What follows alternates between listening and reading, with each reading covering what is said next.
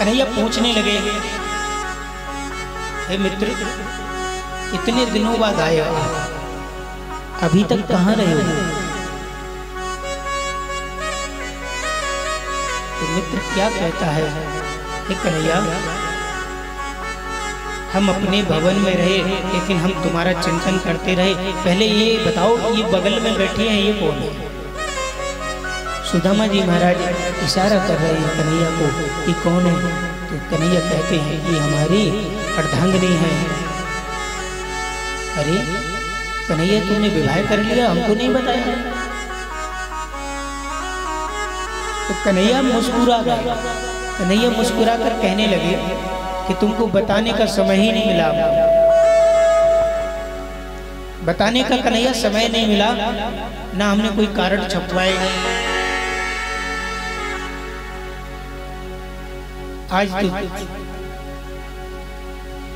सुदामा जी महाराज के पास में कन्हैया बैठे हैं और पूछते हैं, आपने शादी नहीं की? हाँ की है, हमने शादी की। सुदामा जी महाराज कहने लगे, अरे शादी की, कितने बच्चे हैं?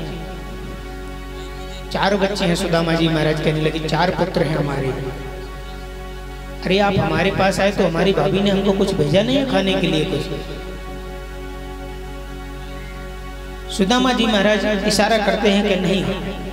अब सुदामा जी महाराज की आंखों से आंसू बह रहे हैं कि ये जगत का स्वामी है, इसके सामने में ये चावल की पोटली कैसे दूं?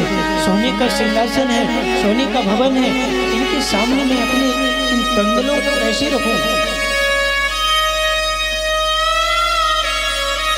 आंखों से आंसू बह रहे हैं।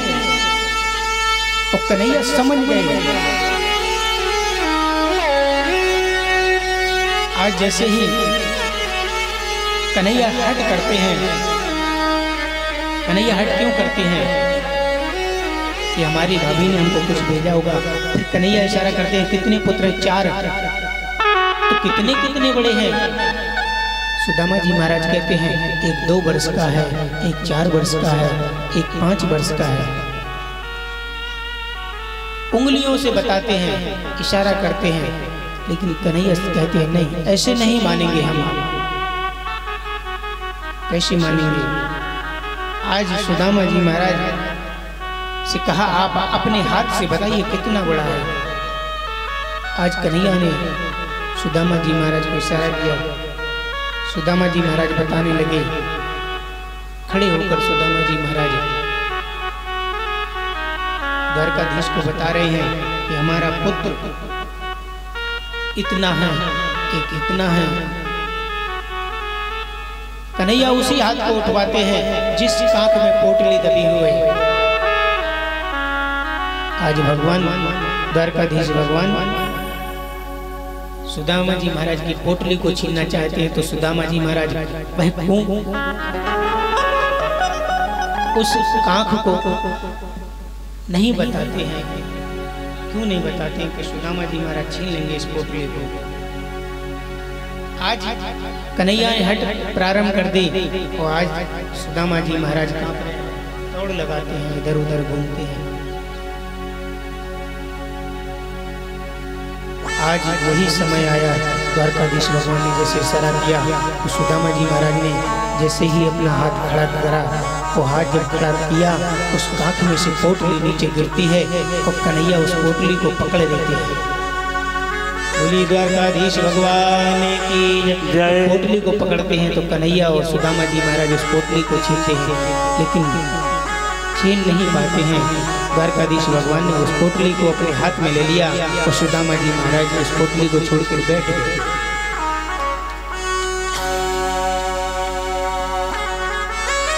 जब सुदामा जी महाराज पोटली को कन्हैया ने छीन लिया, उस पोटली को कन्हैया खोलने लगे। जब खोलकर उसमें देखा तो देखिए उसमें क्या रखा है। जैसी पोटली को खोला, कन्हैया ने एक मुट्ठी चावल अपने मुख में डालना प्रारंभ किया। जब एक मुट्ठी चावल कन्हैया ने खाना प्रारंभ किया, उसी समय दूसरी मुट्ठी को लिया और दूसरी मुट्ठी को भी पा लिया कन्हैया ने।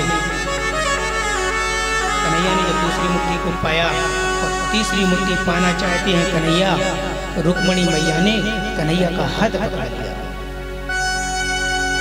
रुक्मणी मैया ने कन्हैया का हाथ क्यों पकड़ा कि भगवान के जो भक्त हैं उनका प्रसाद आपको नहीं हो गया और तुम अब तक कहाँ रहे सुदामा जी? सुदामा जी महाराज दुखी हो रहे हैं। उसमें देखिए उस पोटली में एक सुंदर सा पत्र लिखा हुआ है। क्या लिखा है? सुशीला ने लिख दिया था कि कन्हैया से हमारे स्वामी कुछ मांगेंगे नहीं। और तीसरी मुट्ठी क्यों पकड़ी? रुक्मणी मैया ने कि आज यदि आप तीसरी मुट्ठी चावल आप पा लेंगे तो कन्हैया के आप मित्र हैं और आप सुदामा जी महाराज को भी 3 लोग की संपत्ति देना चाहते हो क्या? जब कन्हैया ने 2 मुट्ठी चावल लिया, 2 मुट्ठी में ही कन्हैया ने सुदामा जी महाराज को 2 लोग की संपत्ति दे दी और तीसरी मुट्ठी देना चाहते थे। रुक्मणी मैया ने हाथ इसलिए पकड़ लिया कि आप भी सुदामा जी महाराज की तरह दरिद्र हो जाएंगे। और उस पोटली में एक पत्र लिखा है। क्या लिखा है?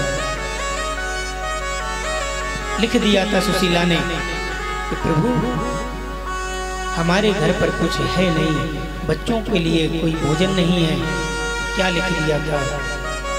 1 माह तो पक्ष में 2 एकादशी हो,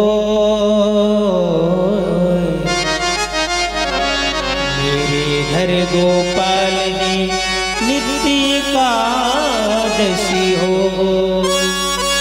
इस सुंदर पत्र में लिख दिया कन्हैया 1 महीने में 2 एकादशी होती हैं और हमारे घर तो नित्य एकादशी हो रही है।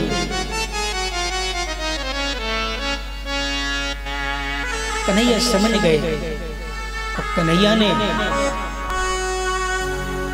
सुदामा जी महाराज यहाँ कन्हैया के पास बैठे हैं और विश्वकर्मा को आदेश दिया जाओ सुदामा जी महाराज को इतना धन दो। और कुबेर जी को दिया कि जाओ सुदामापुरी, विश्वकर्मा को आदेश दिया कि सुदामापुरी ऐसी सुंदर बना दो। कुबेर जी से कहा और सुंदर बनती है। उस सुंदर नगरी को सजा दिया और यहाँ सुदामा जी महाराज को कोई पता नहीं है। बोली वृंदावन बिहारी लाल की जय। आइए कुछ दानदाताओं का दान आया है।